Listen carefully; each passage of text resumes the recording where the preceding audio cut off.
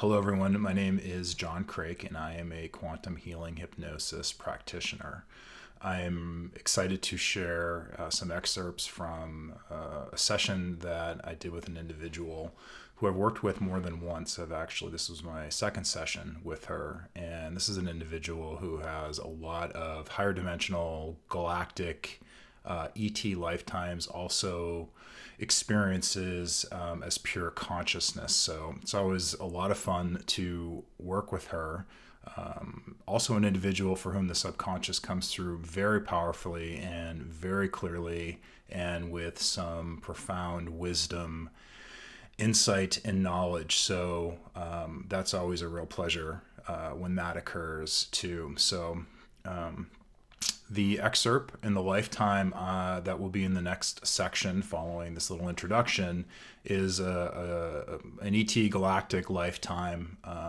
She described it as occurring outside of this galaxy and universe. And what you'll hear is her describing her role as and her focus as a historian of some sort that is preserving and recording the history of her species and their planet for future generations and for the benefit of other beings. Another thing that she mentions is the awareness of beings who are what she would describe as more advanced as her, who have more knowledge, who are a little bit further along on the spiritual growth scale, and also beings and individuals who are, she would categorize as a little bit below her, and not quite as far along on the spiritual and evolutionary path. So you're going to hear about her this lifetime, what she does, some of the details of how she learns and moves forward on this evolutionary path. And then after that segment, we're going to move to the last day of this experience, which talks about her transition and her process working with her Oversoul and her higher self to choose what her next experience will be. So I hope you enjoy it.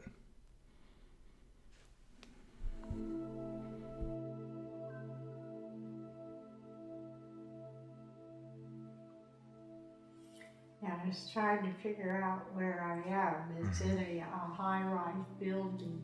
You're in a high-rise building. I see.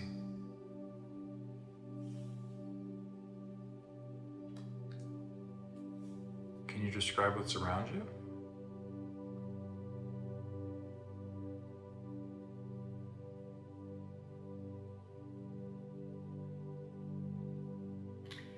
It's it's my place, and it's very modernized. Yes. Very plain, but everything you need. I see. You said it's your place, it's your home? Yes. I see. And could you describe your home to me? You said it's very modern, very clean. Yeah. So again, it's this is where you push a button and you get food. Mm-hmm. You push a button, you get the news. You push a button, you get everything by pushing buttons. I see. And so it's just, and they're round, silver-looking buttons, but you know which one is for what. Yeah. And do you have a sense of are you in a body or a form of some sort? Yeah. If you look down, can you see your feet? Do you have feet? Yes. What do they look like? Well, they're a little different. Yeah. They're a little weird looking. How are they? They're sort of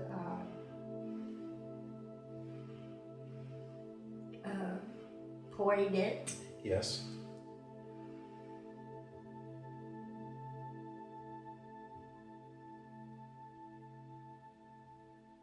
It's hard to describe. I don't. Is there anything on them? And they're just very smooth, flat. And what about your legs? Do you have legs? Yeah. Yeah. Could you describe your legs? Is there anything on your legs?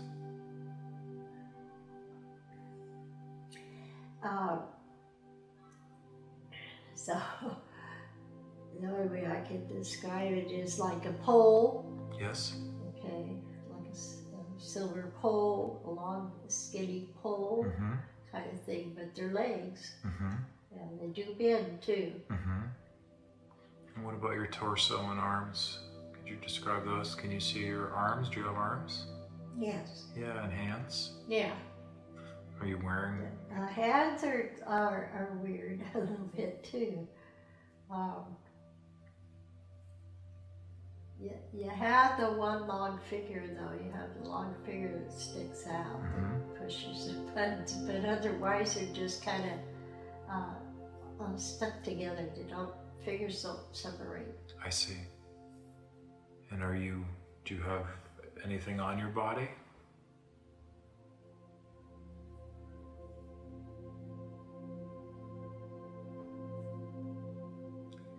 Perhaps clothing of some sort? No, I don't feel like clothing. And again, there's no gender. Yeah. It's not male or female either. Does this body feel young or old?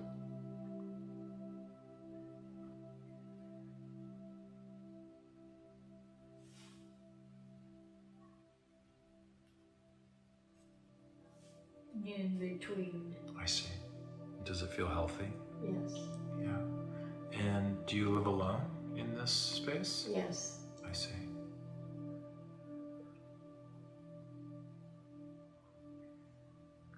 And how do you spend most of your time? Do you have a particular focus?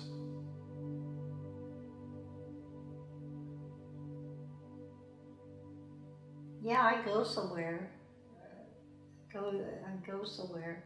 Mm-hmm. Same place every day.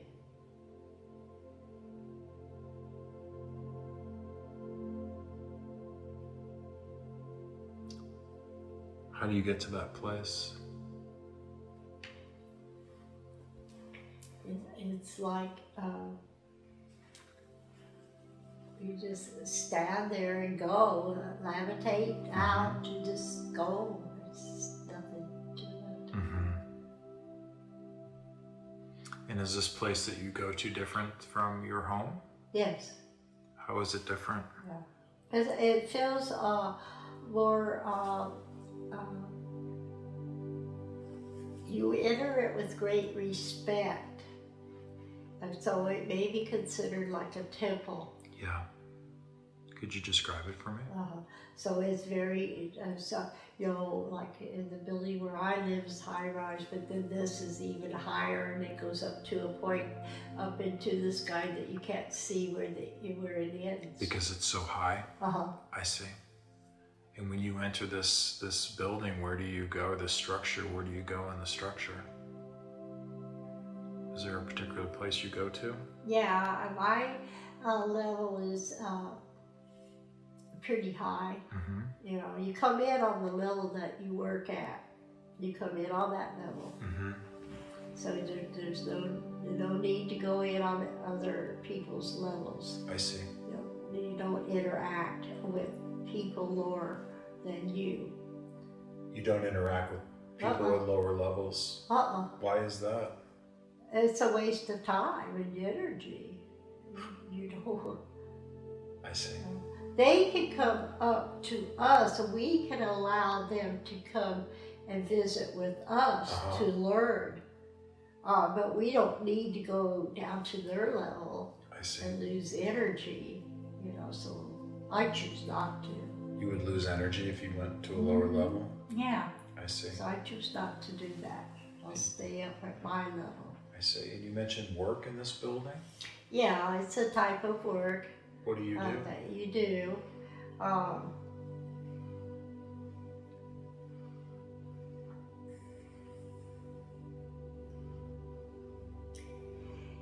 It's like, okay, so now this is really different. The words is like dots. Mm-hmm. Okay, and so I am entering, it's as if I were to be like entering like if words like in a book, Yes. sort of type of thing. So I'm pushing these little round button kind of things, which are words, to record. I push those and put those in there. And do you have a sense of what this information, the words that you're recording is about? Yeah, it's very important. It's history. They want to keep a history going. A history of what exactly? Of our time, of our lifetime, and so that others can learn from it. When you say our lifetime, do you mean the beings that you are? Yes. I see. We want to leave a history so that others can learn from it. Mm-hmm. And even like I say, the lower beings can come up, and we can allow them to learn from it. Like they can access it and start to go up higher too. I see. In this building, this temple, as you described it? Yeah, it feels like a temple because it's a very precious energy that we're putting into this history. How do you put energy? You can project your energy? Yes. How do you do that? Well, it's very easy to do. And so, like I say, it's just like pushing a button. Mm-hmm. It's like you're putting 1,000 words into this. It might be considered like a computer or something. I'm not sure. But you can just put it in there. I see. And these beings you describe as being lower or higher, how is that decided that a being is one that you would describe as lower or a being that you would describe as higher? They have to, it's a process of growing. It's not a change of bodies. Not necessarily. They actually they like their bodies that they're in. Are their bodies different than yours? Yeah, it is different. But they seem to like their bodies. I see. So they're not after our technology for the body. They're after our technology, more like for the brains, for the thoughts of everything, Yes. for the knowledge of everything. They don't have our knowledge yet. And these beings, are they, would it be appropriate to use the term race? Are they the same race as you? Well, they're inferior to us, so they may be considered a different race. I see. But you all live on the same, are you on a planet? Yeah.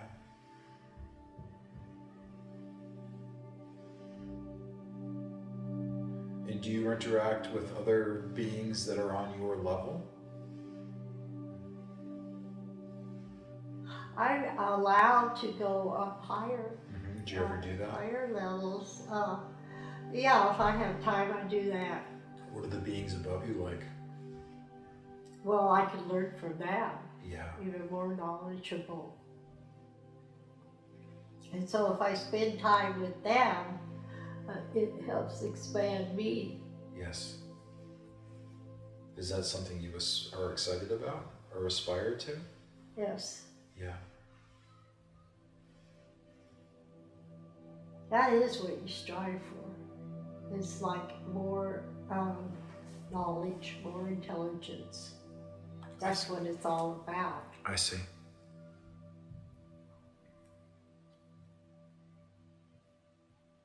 But you gotta do your work first. You gotta get your daily work done. Yes. Entering these words, things for the history. Mm-hmm. Okay, so if you get that done, then you have time, then you can go on up to the next level, spend some time with them, and get more knowledge. And of course, I love to do Are you familiar with how the focus of the beings that are you consider more advanced than you, what they do, what their existence is like? They do create. Yes. Okay, so they do more creation out there. They put more things out there into space, into the galaxy. Into space.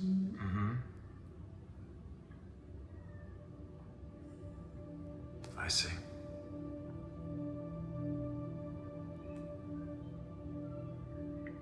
And so that's what you want to do too. That's what I want to do. I want to go up to the higher level. Yes. And so I can get this more work I get done each day, and the more time I spend with them, then I'll be allowed to reach that next level too. I see.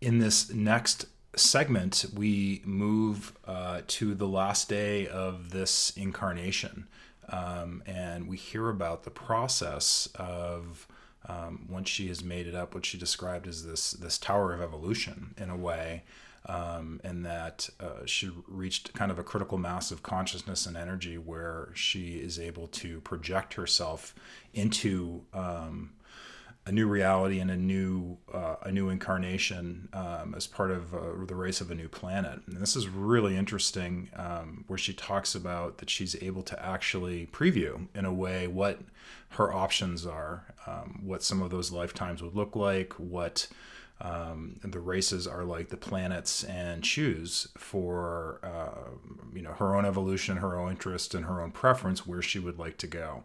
This is also the portion where after we move past, and when you're working with higher dimensional lifetimes and incarnations and experiences, even calling it a lifetime is a little bit tricky because in a lot of cases with these beings and races, they don't really have an age where they pass. It's more of a choice.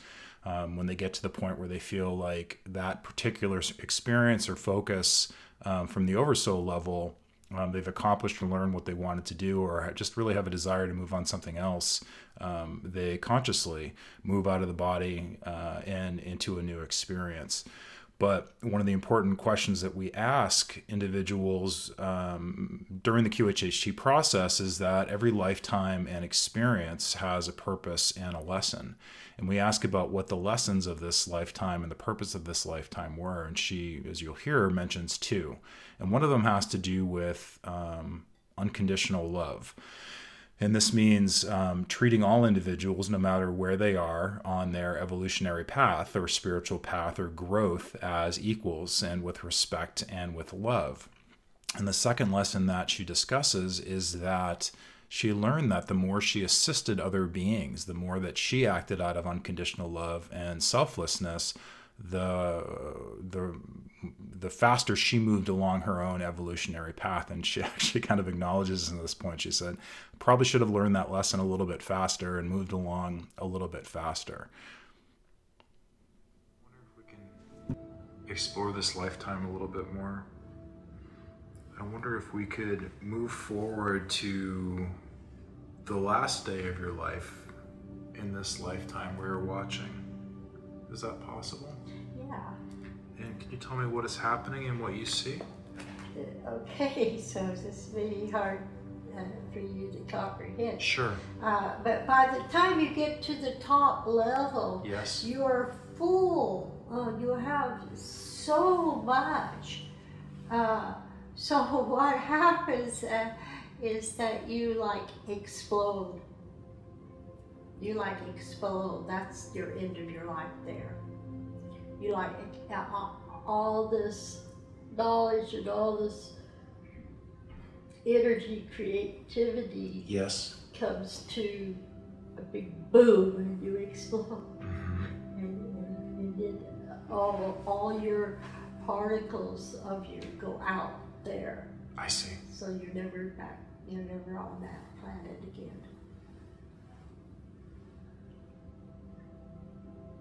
And where do you go after that? after you explode? You can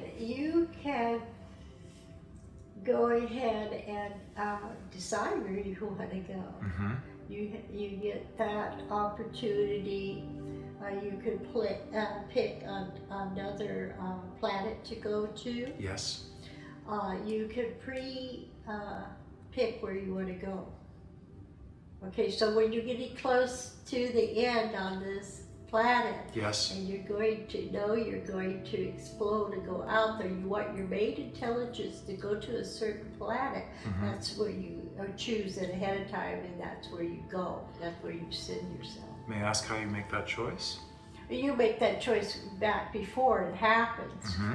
Okay, and so when you're up in that level, you are allowed to then pre-see a little bit of the other planets. Yes. And what they're about.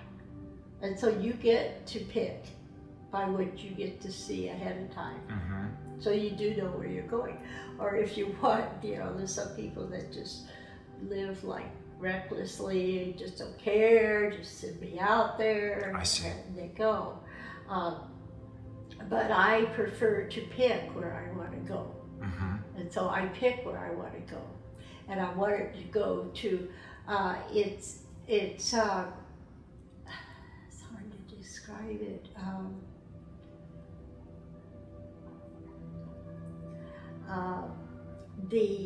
The beats there that I will be becoming. Yes. We are made out of a metallic kind of metal, a very precious type of a metal. Yes. And it's like, for you on Earth, it would be considered gold. Gold. That, yeah, so you could become that. Yes. Yeah. And that's where you're going after this. Yes. This experience. Yes. And what made you choose that as a destination or a next incarnation? I like it. I like the way that they move about very easily, as they can go wherever they want, whenever they want, Mm-hmm. and very easily. So I like the movement in that being, on that planet. I like how they move about. I see.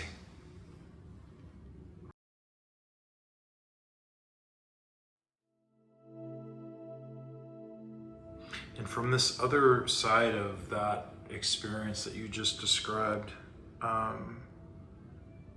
from that position, you can look back at the entire experience and see it from a different perspective. And every incarnation has a lesson and a purpose. Yes. And as you look at that incarnation, can you tell me what you learned from it? Oh, well, so, yes, it was two main things I were to learn. Yes. One of it was my attitude towards the younger, lower beings. Yes. I had to really keep myself in check on that. Yes. Because I would feel, I would look down upon them. Yes. So I didn't have the right attitude, that they didn't like that attitude that I had. So what I was to learn is how to interact with them in a nice way, a kind way. Kindness was, I actually had to learn how to treat them good and treat them right. Yeah. That was very important. And what I learned from it was that as I was kind and I did what I was supposed to do with them, that created the second part of me being able to grow. I see. Of me being able to go higher was all due, because I know that now by looking back. I didn't know Yes. it at the time. They don't let you know what you're learning at the time. And so it's like, as I was able to be kind to them, to allow them to learn things. That's how I got to move on up. So at times when you're there in that, you know, meet at that part, you don't know this though. Yes. You don't know that's what you're doing. You don't know that's what you're learning. I see. And some takes longer than others to get through that whole process. Yes. I probably took too long. I should have moved through it faster. So those are the lessons. Yeah. And what do you think was the purpose of that lifetime? Why your soul chose that lifetime, that experience?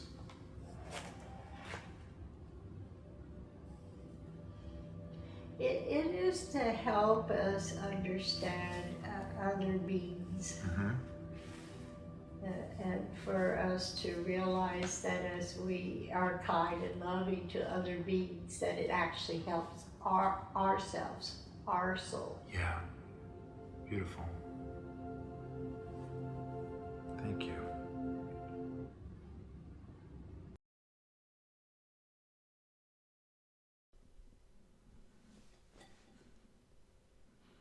So in this next segment, we have transitioned and invited in the subconscious, Bethany's subconscious.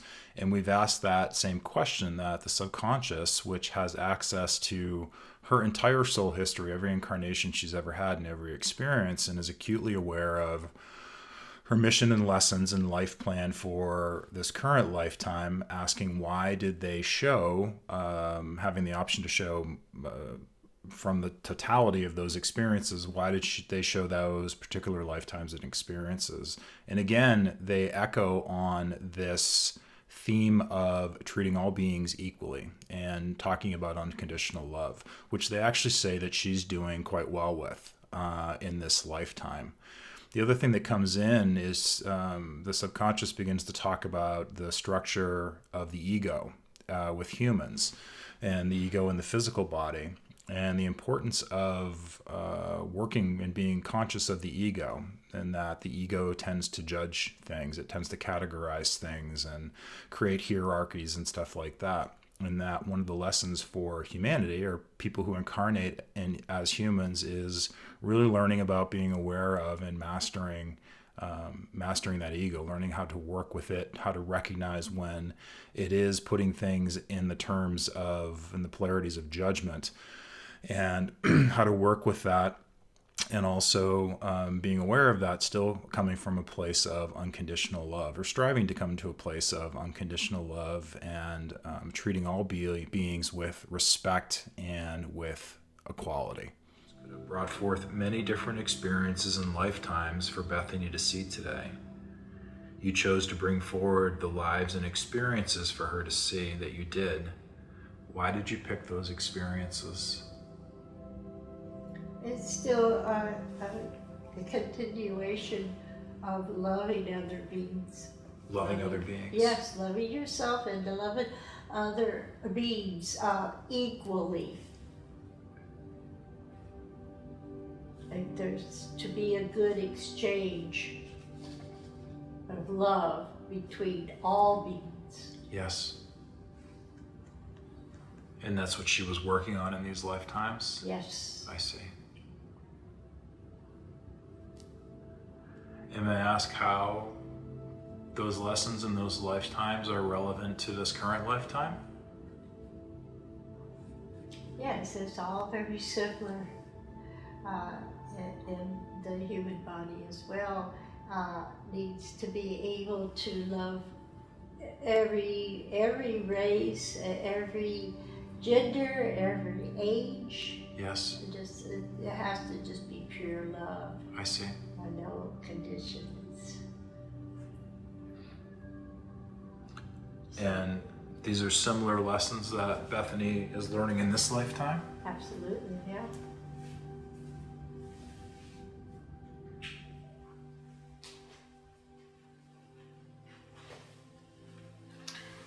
And was that part of her life mission, in this lifetime, or lessons that she set up to learn? May I ask how she's progressing on that path? Expanding. She's expanding. And how is she expanding in this lifetime on that? She's very good at unconditional love. Yes. She does not judge others. Yes. Even in the human body. So she's doing well. When you mean in the human body, what do you mean by that? that? The human body has this ego that sometimes can take over. Could you speak to that, please? Yeah, and so we have to keep it under control. We're not supposed to allow that ego to take over. The ego is judges, and so she does pretty good at keeping it in control. I see. When you could you speak a little bit more about this ego that's in the human body? In the human body, and so once again is having control, and so it's very you got to keep certain things in your body under control. I see. So it's being conscious of the ego. Yes, I see. And is there anything else about those lifetimes that you would like to point out, or that are relevant to Bethany's current lifetime, or any of the questions that she's asked today?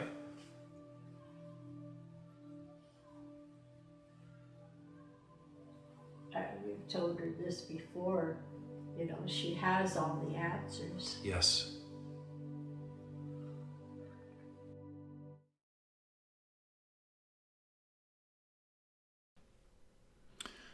So once we have engaged the subconscious and asked about why they showed a particular lifetime or experience, there's usually a natural segue into the questions that the individual brought in to be addressed or answered in the session. So in this next section, I start that process where I ask, in this particular instance, about this experience of things slowing down a little bit, a little bit of a slower period in her work and in her life in general, and wanting to know what was causing that and the purpose for that.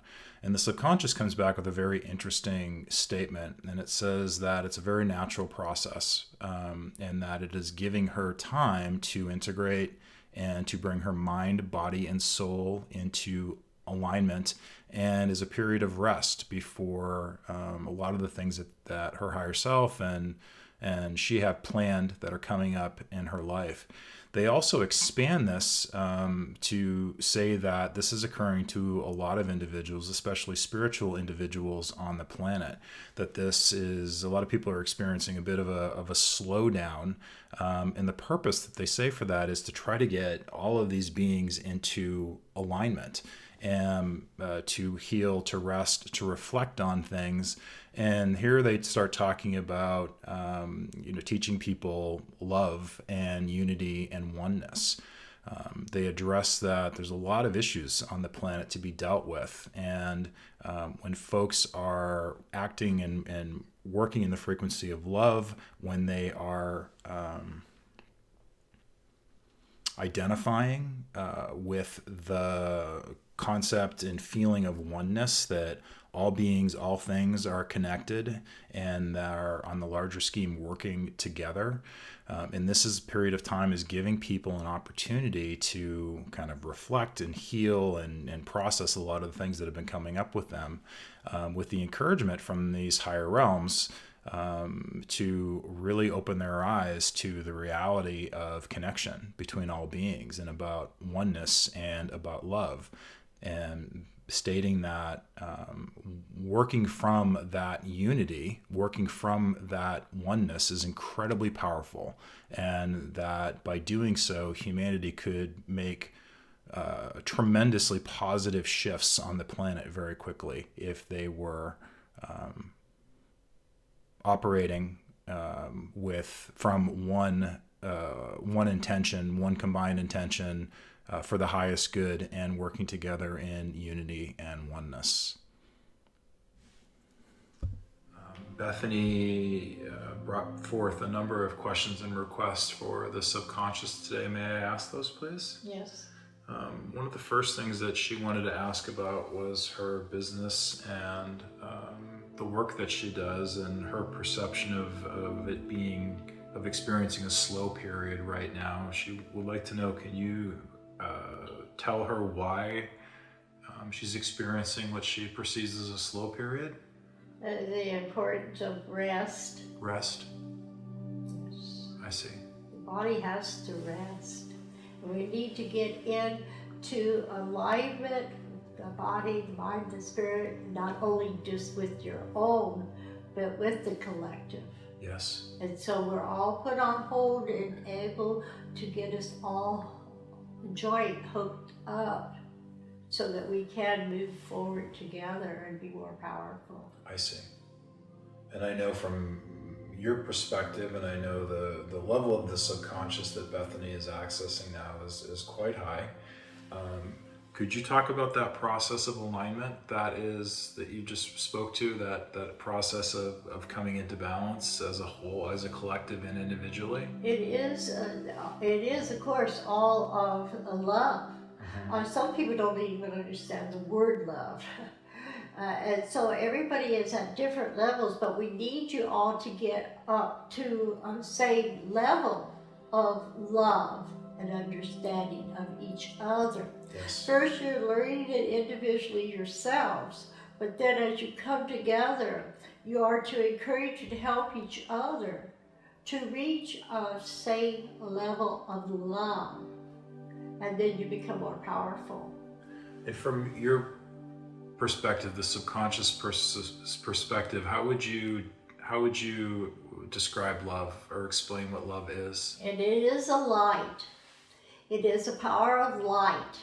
But this power of the light itself brings upon this feeling of love. It's a contentment. It's peaceful. It's enjoyment. It's several things. And it is feelings, and the humans have these feelings. And so we want to experience the love, the light as one. It seems to be hard for the humans to understand the oneness, okay? And so we're working to be one, and as we become one, we'll be more, powerful, be able to really change the earth. Yes. And may I ask a question specifically about Bethany in this? Could you talk about, you mentioned that this process was for balance and rest and recuperation. Do you have a sense of how long this period of slowness, as she described it, will last? Or is this something that she needs to take any steps about, or is it just a natural? Just to accept it. Okay. First of all, it's just acceptance that it is okay to be slow or to be restful.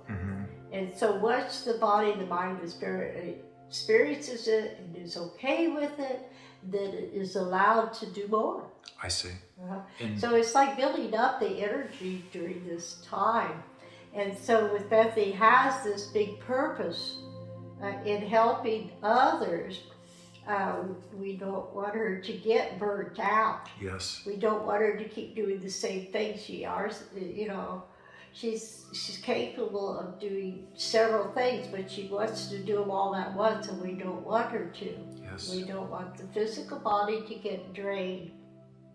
And so there's different times to present different things to help teach different people and so forth. I see. So it's all divine order, divine timing for these things to happen. And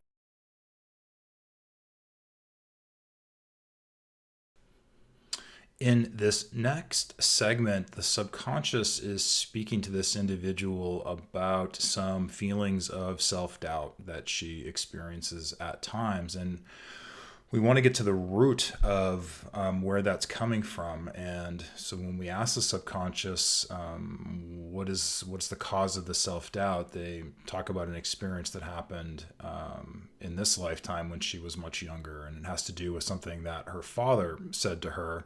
And also the experience of her not feeling like she could speak up for herself because of the belief that you can't talk back to parents, that as a child you need to be respectful and not speak up or speak against or do something that is against your parents. And this gets into the subject of boundaries and setting healthy boundaries and standing up for oneself. So this is a fairly short segment, but they really go into encouraging where the root of that self-doubt, or one of the roots of where that self-doubt stemmed from, and also encouraging her to set healthy boundaries for herself and also to advocate for herself and stand up for herself.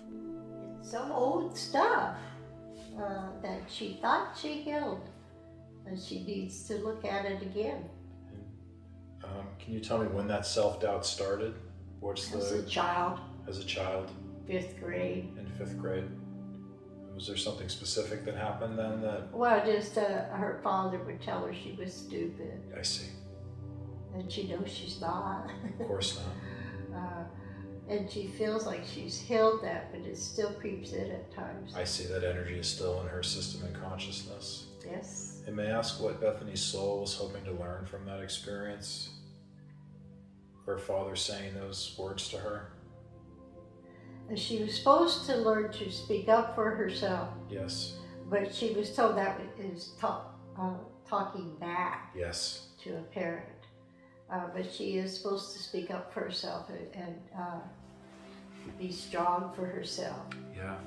And are there any other ways that energy, that self-doubt is manifested in her life?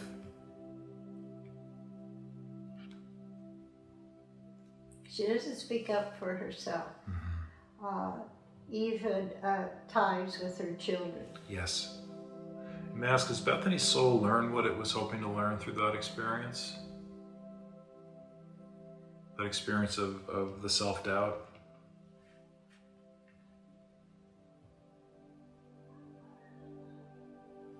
Not completely. And are there other ways that Bethany's soul could learn this lesson? It's just my trust. It is just putting it out there. Yeah. And is that something that you could help her with? Yes. Releasing that pattern in her life? Yes, that could be broken. And can you do so now, please? Yes. Thank you. And may I ask how how the subconscious breaks patterns like that, how you remove limiting thoughts or false narratives? We just told her. We just had her do an exercise to release it. Yeah. We just told her what to say, and as she said it, she repeated it. Yes. It worked. It released it. Thank you.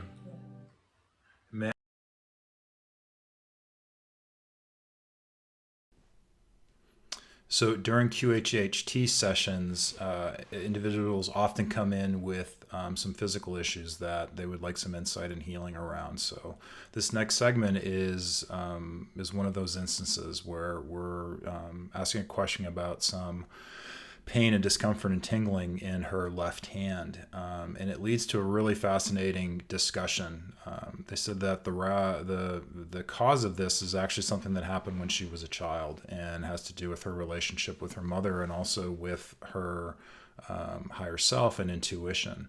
And essentially what they said is that when she was young, her mother had her do a lot of work.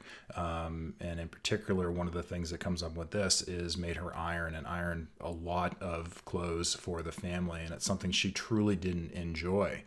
Now, I run into this a lot with clients who, and this is around boundaries, who are being asked to do something that they feel obligated to do and don't feel that they can directly express their preference or set up their boundaries, that it's not something they want to be doing. And one of the ways some souls or some humans deal with this is they set up circumstances to get themselves out of that situation. I find this a lot with migraines. People who suffer from really debilitating migraines, a lot of times the core issue is either feelings they don't want to deal with or situations that they feel there's no way out of or they can't avoid. And creating a migraine for themselves gives them an excuse, what's considered a legitimate excuse, to get out of that circumstance or situation. And in this case, this individual burns her left arm to get out of having to iron. And now, usually the story might end there, but this is actually a larger instance because this is an individual who was very aware from an early age, was very connected to her higher self and spirit and intuition, and on some level knew that that was being manipulative, and that energy of not being honest was still carrying forth. Not that she was doing that now, because that's not the case, but that this manifestation of the pain was because that was still kind of lingering in her field. And when she was able to see it from that perspective, and most importantly, forgive herself for making that decision, for really going against her intuition and what she knew better than to do, they were able to come in and perform the healing and remove that pain. Bethany mentioned experiencing tingling in the fingers of her left hand and some pain. May I ask what is causing that? Physically or emotionally? What is the underlying cause of that? The left hand tingling and pain.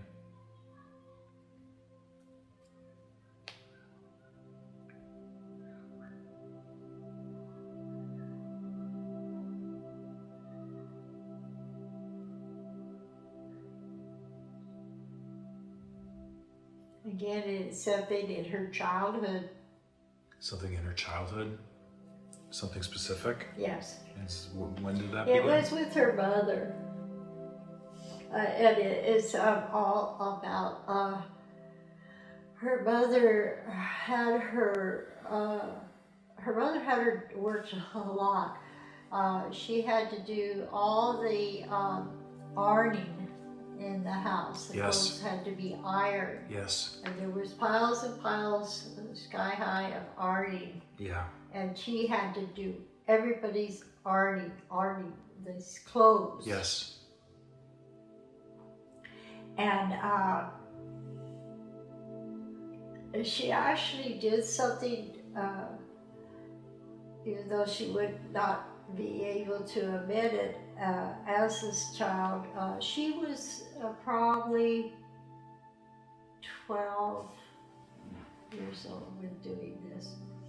And she was angry, and she was ironing and trying to iron faster to get the pile down. And my mom had bought this new iron, and it was light, but she knew it. Okay, so this is what happened. She did this ironing real fast, and set the iron up. You would set the iron up. Yes. And she would grab another piece and remove the clothing, and the iron came down and burnt her. Yes. Burnt her whole arm. And actually, she was okay with that. And it actually physically didn't hurt her. Mm-hmm. She doesn't have to feel pain. And so, but it looked really bad. It was all blistered up. Yes. So it got her out of ironing. Yes. It was a way for her to not have to do what she doesn't want to do. Yep. I see. Yeah. And what emotion was she experiencing? Or emotions was she experiencing when that happened? So it was like she felt like she put something over on her mom, and she got away with something. I see. And she was kind of proud of that. I see. And what was her soul hoping to learn from that experience? A couple of things. So the one is she does not feel physical pain. Yes. She doesn't have to feel physical pain. Okay. She has total control over physical pain. Yeah. And she knew that even as a young child, very young. She knew it back when she was 5. Yes.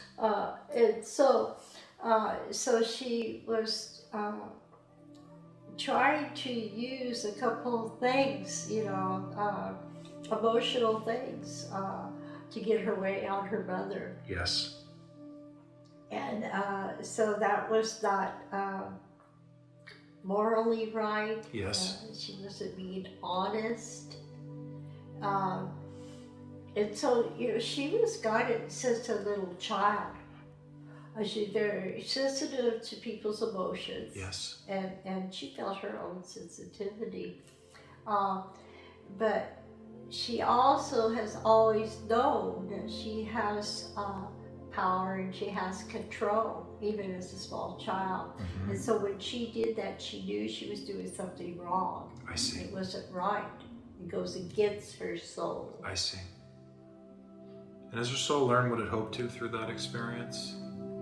Bringing that level of understanding and perspective to Bethany? Well, it's like her hardest thing is for herself is to forgive herself. Yes. And so she at times is able to forgive herself, and at other times she's not able to forgive herself. So she still needs how to forgive herself. Is this something you can help her with? Is there a message you could give to her to help her with self-forgiveness?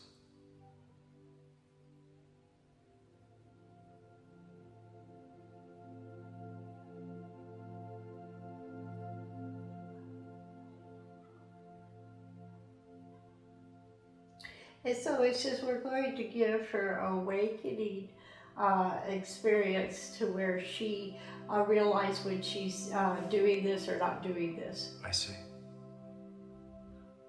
And there's, asking the subconscious, is this something that you can help her heal or remove this patterning? Yes, we want to do that. Yeah. And in doing that, she will be healed with her left hand. And is that something you're able to do now, please?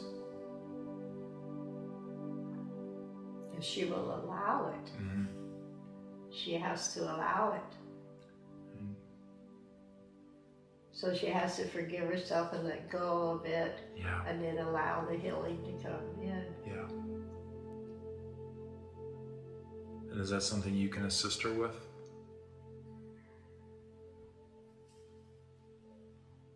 Yes. And can you do so now, please? Yes. Yeah. And from your perspective,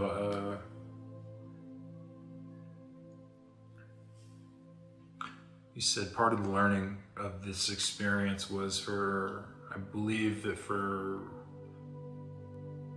Bethany to recognize how guided that she has been throughout her life, yes. That she's been able to tap into this kind of higher knowledge and knowing. Yes. And how when, either through youth or through life, by making decisions that don't necessarily align with that higher knowledge, how does that assist the soul in learning, or the human personality in learning? It doesn't. Decisions are very important. Decisions are energy. And so whether you make the right or not so right, yes or no, it doesn't really matter. Mm-hmm. You have to realize that every time that you make a decision, you are putting out energy. Yes. You are letting go of energy one way or the other, but yes. You're still letting go of energy. And so when she has blocked herself from seeing the future, she's purposely done that. And so she doesn't even want to connect her decisions with future. She knows she creates her own future. Yes. But she's at times doesn't want to see it. Why is that? At times she feels like it's too much of a responsibility. I see. MS, once Bethany has realized that maybe something that she did even in the past is something that wasn't in alignment for her, What is the best way that she can heal or release and forgive that energy? A way to bring balance to that situation, to rectify that energy if it She's needs supposed to rectifying. heal something back then. She's also supposed to heal something now. Yes. And so it's always this way. She hasn't realized it. Yeah. That it's something similar can be going on right now. Yeah. And so she needs to be able to see both at the same time. I see. And to heal and release both. And is she able to see both right now? Back and future. Let's see.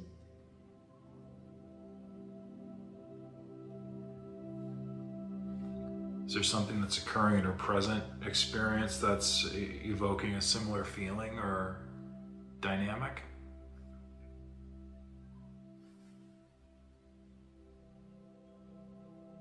Well, a lot of times what's going on is she feels like her children trying to tell her what to do. Yes.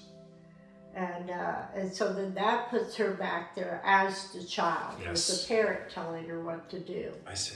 And so she is supposed to speak up for herself and not allow that. Yes. And put them in their place, put her boundaries out there. Yes. For herself.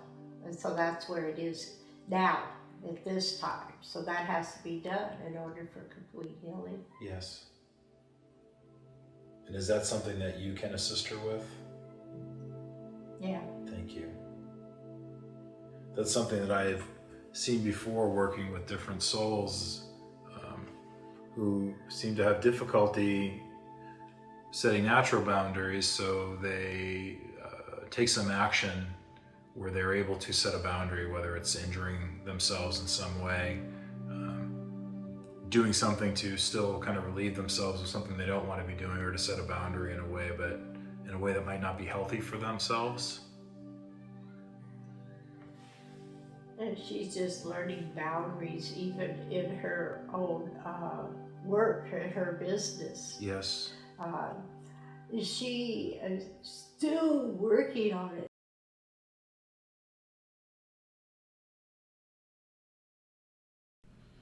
This next segment is really one of my favorites, and it is probably one of the clearest analogies I've heard the subconscious give for how our emotions and our thoughts and our beliefs impact our body.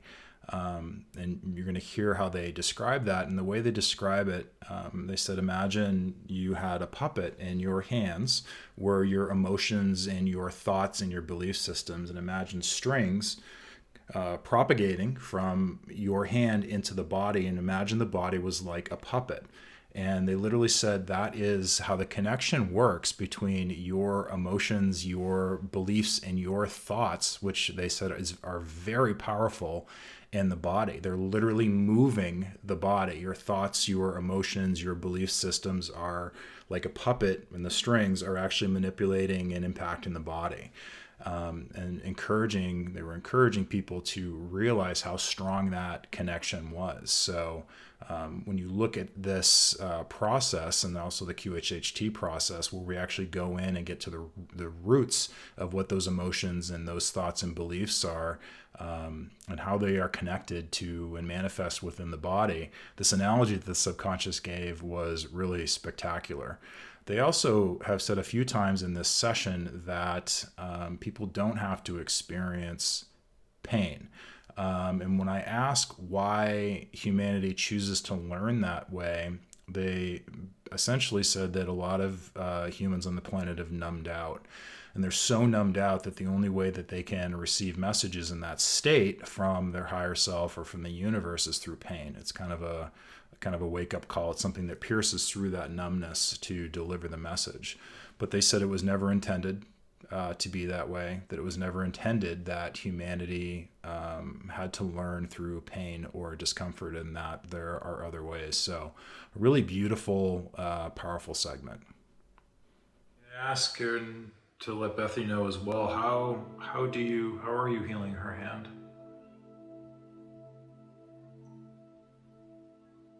Well, it was connecting, to the emotion. Yes. And so as she forgives herself, as it begins the healing.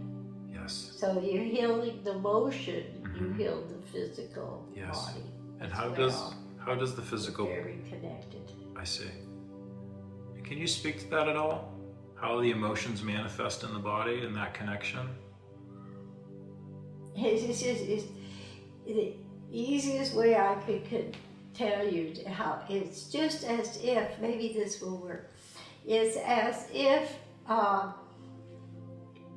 you had a puppet where each figure is connected to the emotions. It's like a string here to there. It's that connected. It really is. And so with your thoughts, with your mind, you're moving. You tell your body to move, your fingers, right? Okay. And so it's the same thing. You have to really realize that your thoughts, your emotions are connected to different parts of your physical body. Yes. And so as you begin to realize your thoughts are very powerful, and they are energy, and they can heal you. And, but you can also bring pain upon your body. I see. Too. You do it to yourself, and people don't want to accept that and understand that, but you do. I see.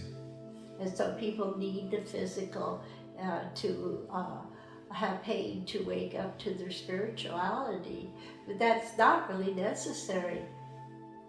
It's not necessary. No, pain is not necessary. I see. It's not necessary. For learning. For learning. No. Could you speak to that, It please? wasn't intended. It was not intended. No. What was intended? No. Suffering was not intended. Mankind has brought that upon themselves. I see. And why has it done that? Why has it brought suffering upon itself if it was not intended? And it's as if people, they become very numb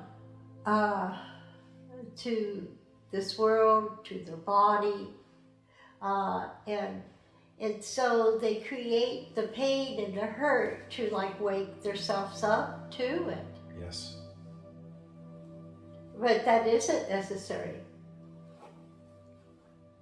It's just be aware, be alive, in alignment with your spirituality, and you can learn these lessons without physical pain. I see. You mentioned a little while ago that Bethany knows how to not experience pain. That's something that she used to know. Yeah, she has control. When did she forget that knowing at some point in her life? Yes.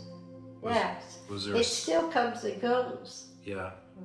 And is that within your power to bring that back fully into her consciousness, that ability? Yes. And will you do so now, please?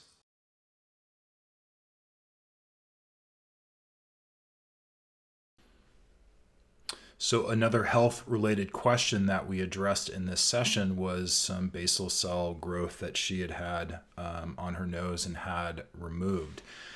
And we wanted to know kind of what the genesis of that was and request some healing around it. And what they said the genesis of it was really quite fascinating. And they said this stemmed from many lifetimes and that the sun in many ways represented God source creator for her.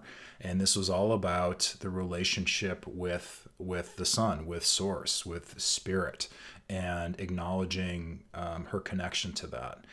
And this talked about, I think what they would say, or what they were trying to explain was some of her ambiguity about connecting, about feeling safe to fully connect with all that is, with source creator and with God source energy, and also about the responsibility and of using that energy when you are connected with it. So this was all about her connection to the divine, and also this representation of God source energy as archetypally and energetically as the sun. Again, this goes into something about the relationship with the mother as well. And what we find in QHT quite a bit, if it's not from this lifetime, a lot of times the issues stem from, and intentionally so, for learning, and the soul sets this up, from dynamics with family members or things that happen between the ages of 0 and 7 in your very formative years. So that's what this next section deals with, how we get to the root of that, and then the process through which they come in and heal and remove this from her body and template. May I ask another health question, please? Yes. Bethany recently had some basal cells removed from her nose. And may I ask, what is the cause of her issues with the basal cells and that growth? And that's with the sun. The sun. Oh, okay. So there's something going on with her with the sun. Always has been. Yeah. And so part of she doesn't like the physical body, and some part of it she does like the sun and the warmth of the sun, and the sun has created the basal cell. But it also goes back to other lifetimes too, on Earth and even in other planets. And the sun represents a lot to her. It represents God power sometimes.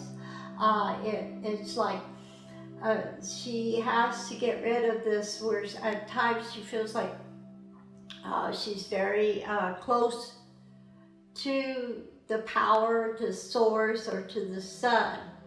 And so she has caused this to happen herself, which is fear-based. She will not allow herself to, it's almost like she doesn't allow herself to get too close to the sun. And why is that? She's created this fear. She's created a fear that keeps her from the source. You know, the sun or the source is very similar. Yes. And so in the physical body, with this physical element, which is caused from the sun, it's a twofold type of parallel type of a learning that she has to wake up to. And so she created this physical element in order to help her with her higher intelligence, to know that she can release herself into source, that there is no consequences, but she thinks there is. Yes. So she's allowing a little bit of fear there. And when did that fear originate in her soul history?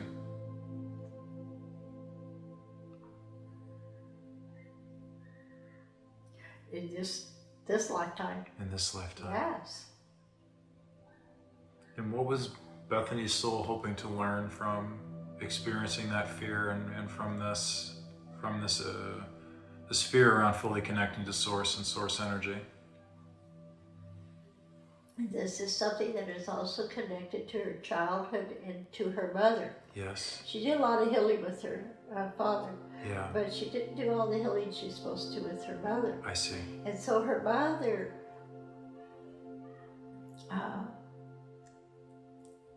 taught her a couple different things physically about the sun. Yes. Yeah, and you know, as a child, she was to trust the mother figure. Yes. But yet the mother figure was like a sun worshiper. She totally changed the color of her skin, tanning, getting dark in the sun, and that was not a good example or good influence on her. I see. And her mother was very confused with her own spirituality and religion, she wasn't clear on that, and so that's all influence on her today. I see. In this lifetime. And may I ask what Bethany's soul was hoping to learn from this manifestation and that She experience? has to break through. It's like she has to have these breakthroughs to follow her own natural instincts. Yes. To follow her own intuition, to follow her own intelligence, and to let go of influences of mother and dad and other people. Yes. And is Bethany and her soul ready to let go of that now? Has her soul learned what it was hoping to learn through those experiences?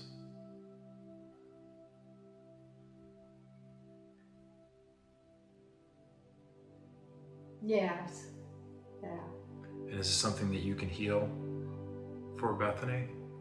The basal cells, is that something that you can remove from her body? Absolutely. Yeah. And will you do so now, please? Yes.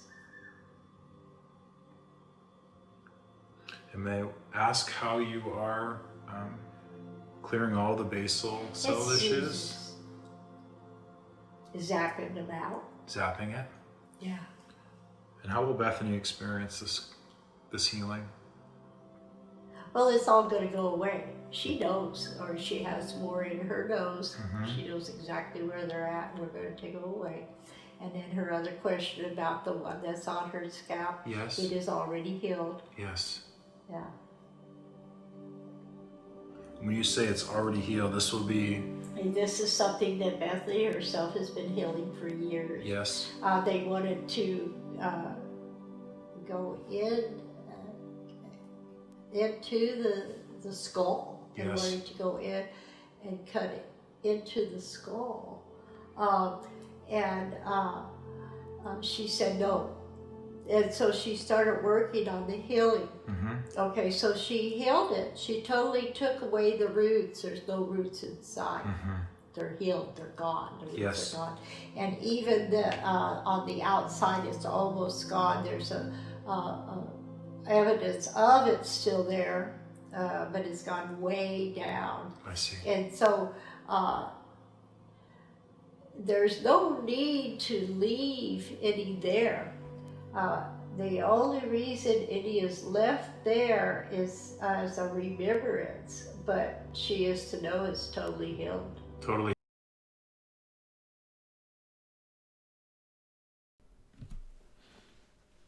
This next segment is pretty remarkable, in my opinion, as well. And in this section, we're asking about high cholesterol, which is something that has run ancestrally in her family. She's asking about ways to work with that and bring her cholesterol levels into a normal range.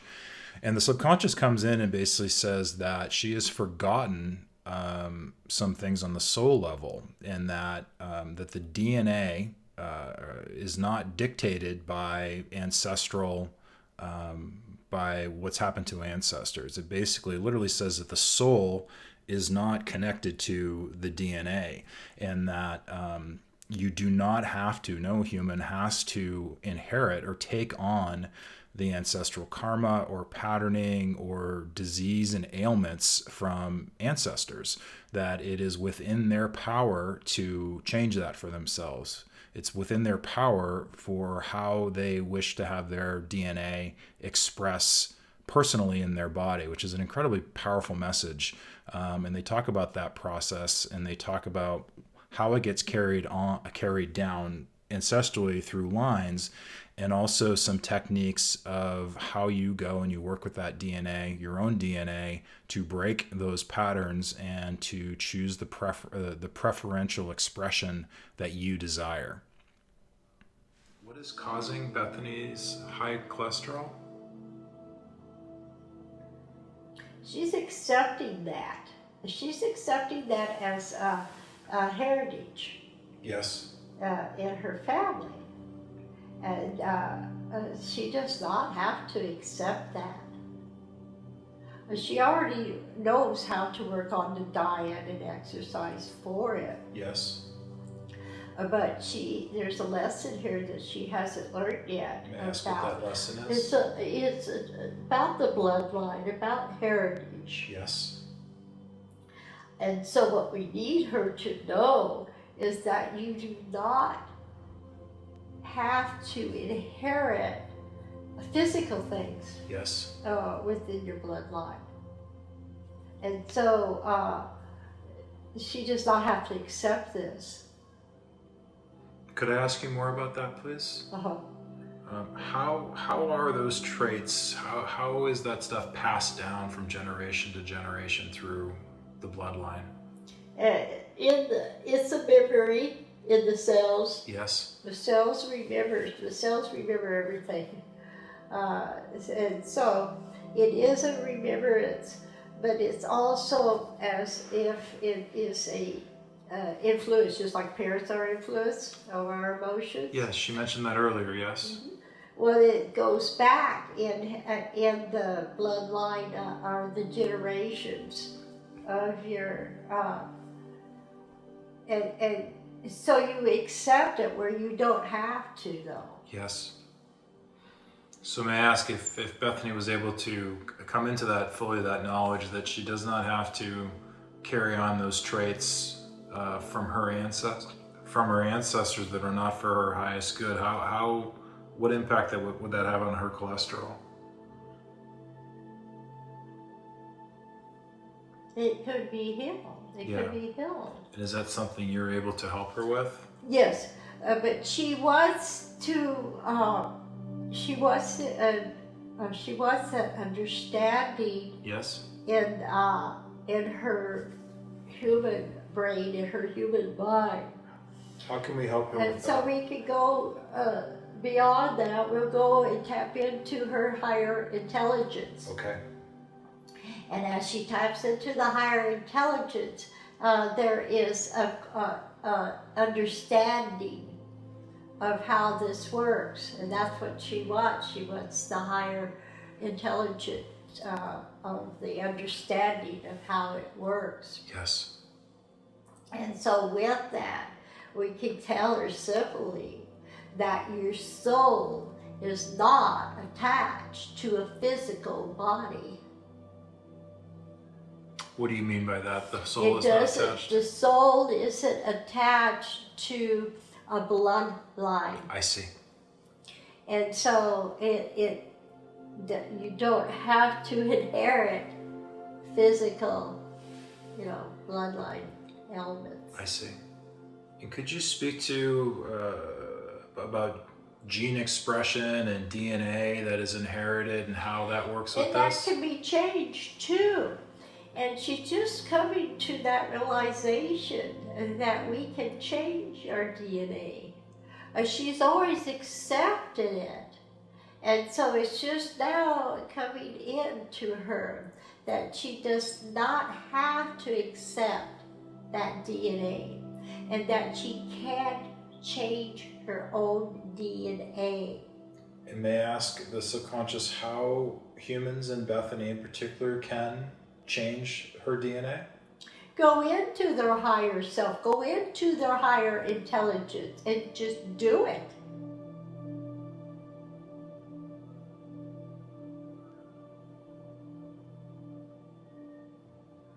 And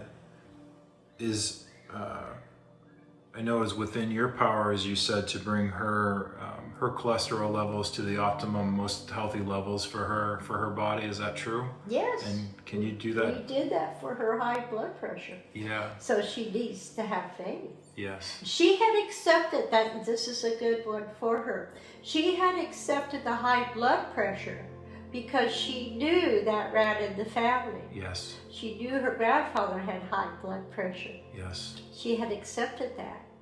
And so when we told her that she was not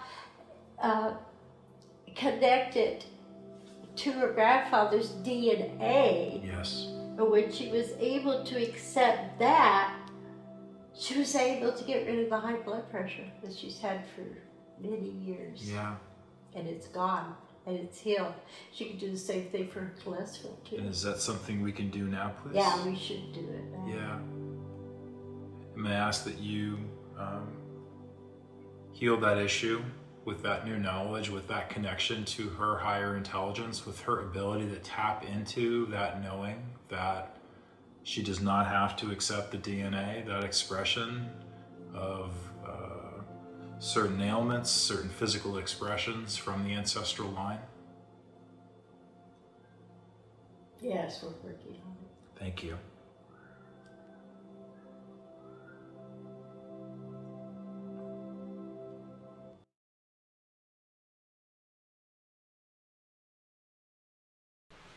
So in this final segment, we asked the subconscious about an ET encounter that she had experienced recently.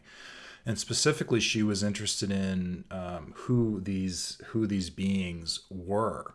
And their response was quite interesting and remarkable. And essentially, they posed the question of why was it important to know that there is incredible diversity throughout creation, and this instinct to label things.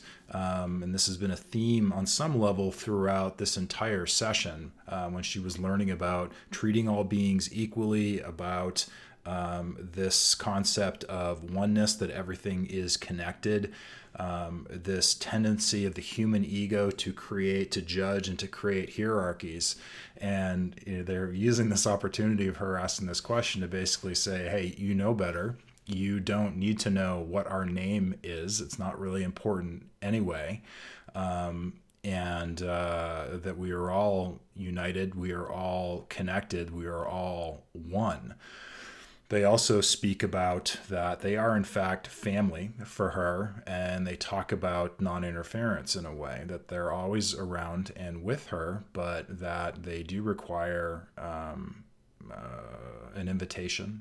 They respect free will, and they are asking for an invitation if you would like assistance or communication or connection, which is kind of a phenomenal message that came through with that.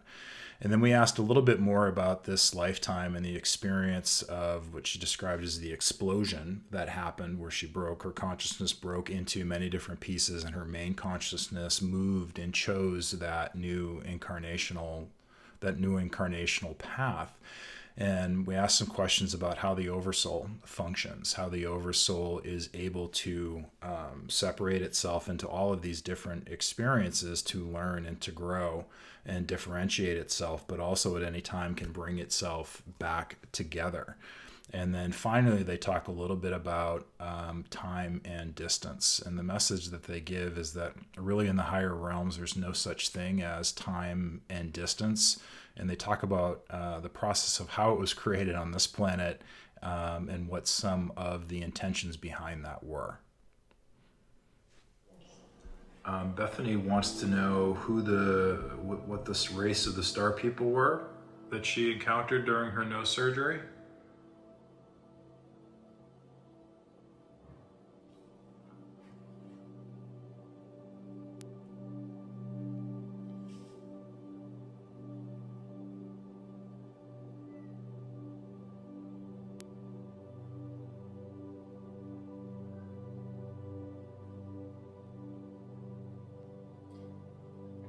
It's as if, why is that important?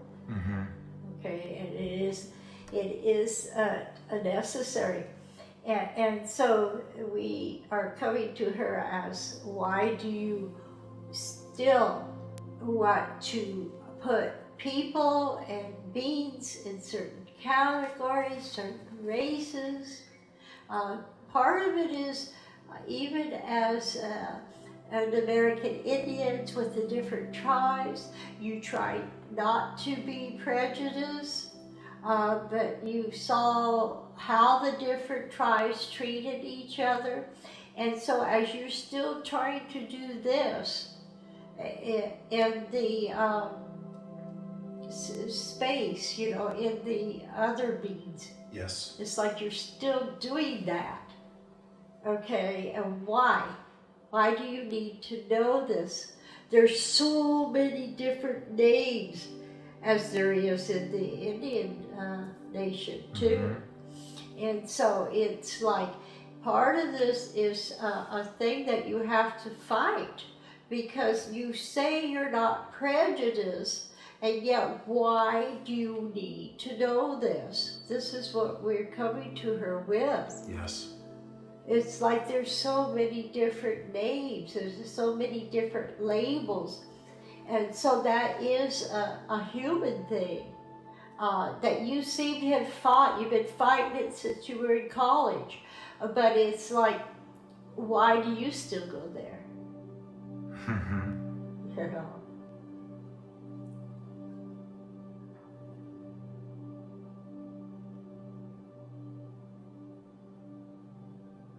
Could you tell me, the name is not important, could you talk about her relationship Yes. with these groups? Okay, so let's see if that's where we're at, because the name isn't important. But it's like, so then why would she be bothered by the looks of different beings? She did not feel afraid of them. Yeah. The look didn't stir her up at all. Yes. She knew they were aliens, and she was fine with that. She felt their love and kindness, but she also was being reprimanded, and she was okay with that. And so she does know them. She knows them, like personally knows them. Yes. Like when she says like relatives, Yes. yes. Yes. How is she related to them? They are family. Yeah. Okay. And so they're the same beings that came to her when she was a teenager. Yes. With her car? With her Yes. car. It's the same family. Yeah. It's the same relatives. Yeah. And so they care about her, so they're always around her. Yeah. Yeah. Do they have any particular message for her in this moment? And they tell her to call upon them. You know, that they will come to her, they will help her, they will heal her. Yeah. All they have to do is hear from her. Like, all they have to do is get that permission, and they're there. Yeah.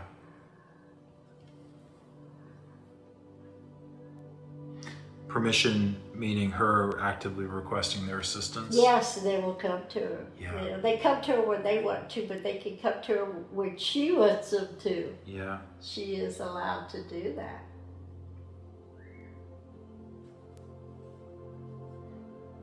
And is this the group, the energy, the consciousness, the star race that she works most closely with, or is most affiliated with, or resonant with? Yes. Yeah. Are there any other races that she works with? Yes. She knows that. Yeah. Yeah. She's with the Lemurians, for sure. Yeah. She remembers more and more of that lifetime, and Yeah. that's coming through more for her. And they do still come and visit also. Yeah. Could you speak a little bit more about this group, and is there anything else that they'd like to share? They're obviously open to working with her and assisting her more with her permission and invitation. Yeah. And so, once again, she just has to allow it and allow herself to go with them, to learn from them, and so forth. Yeah. How do they work with her? They are high intelligent beings, and so that it's a give and take, because they learn from her too.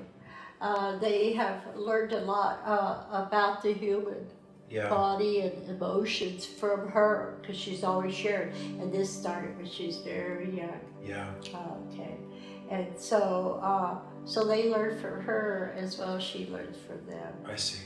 and then when she's with them, she's and she could do this without them being right here. They go into the higher intelligence, and so she gets more knowledge. Could you, you refer to the higher intelligence a number of times. Could you describe what you mean by the higher intelligence? Well, it is God's source. Yes. Okay, and so it is for her. She does go there. She is there. She is a part of that. And that is, like we say, that one step. Yes. Right below, just going, merging. Yes. On into the God source. Yes. May I ask you about that lifetime, the higher dimensional lifetime, when she was in the tower and working towards that that growth, and the point where she could kind of project her consciousness or energy into another lifetime? Could you share anything more about that lifetime, what that was about? And so, you know, a lot of hers are similar, because there, again, she was to learn how to work with people under her. Yes. A type of a thing. And then, but also, it's to show her that in many lifetimes as a human, and in between lifetimes when she goes to other planets. And so it is helping her to realize that she can actually be at many places at one time. Yes. Could you speak to that? Okay, so as we told you, her end of her life at that time was like an explosion. Yes. And so pieces of you, or pieces of your energy, of your being, it goes out there and can go to different planets or stars, or just be pieces of her can? Yeah, it's like pieces of your energy. I see. Can go out there. Now, her main source, or her main soul, her higher intelligence, is the one that picked where she wanted to go. I see. And is that higher intelligence, that piece, is that connected to these pieces? They have a relationship? They're part of that larger piece? Could you could bring it all together whenever you want. Yes. But you could allow it to be out there too. Yes. Okay? But you're connected. It's still connected. Yes. And is this the concept of the Oversoul that you're referring to? Yes. And you said the Oversoul can bring all of its pieces together, or separate itself as much as it wants to? Yes. And could you talk about how it does that? Again, it is in the allowing, and it is in the decision. I told you, as even here on Earth, each time you make a decision, you're putting out some of your energy. Yes. And so that was very similar too on that. That was a good example, because it was literally where she could see all, as she exploded, she could see all those pieces of herself, of her energy going out there. And so it's very similar. We have this still going on here on Earth too. Yes. And you said these other experiences happening at the same time? Yeah, there's no real time anyway. And so so it can all happen at the same time, within the same time. And so we don't get hung up on time. We try not to get hung up on distance. Yeah. People are still too hung up on distance. What do you mean by that? It's like the human mind thinks that there's distance between planets, or between, even here on Earth, you may say that there's a distance from where we're at right now to another part of the world. There is not. And why And so you're able to be here and there just like that. I see. And same within space. I see. And why is it that humans perceive it as distance? As if they also put on this time. Yes. And the distance and the time. Yes. Is this earth, is this a human type of a thing that they came up with. And this is their saying, this is what they say. They say that it was necessary. It was necessary to create this, like a segregation of time and space, to create more order. More order. Yeah, they felt that there wasn't enough structure, order on Earth. When you say they, who are you referring to? Some of the beginning first people on the planet. I see. And those first people were existing outside of time and space? Yes, they actually were. I see. But they're the ones that created it. Yes. See, they're still very creative beings. Yeah. But I think the confusion is from their physical body. I see. I see. You're referring to humans? Yeah. Yes.